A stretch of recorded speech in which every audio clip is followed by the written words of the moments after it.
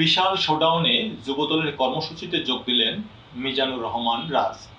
বাংলাদেশ জাতীয়তাবাদী যুবদলের উদ্যোগে জুলাই আগস্ট গণ অভ্যুত্থান, শোক ও বিজয়ের বর্ষপূর্তি উপলক্ষে ফ্যাসিবাদ বিরোধী আন্দোলন ও আমার না বলা কথা শীর্ষক অনুষ্ঠানে যুবদল ঢাকা মহানগর উত্তরের সাবেক যুগ্ম আহ্বায়ক SM মিজানুর রহমান রাজের কয়েক হাজার নেতাকর্মীর অংশগ্রহণ।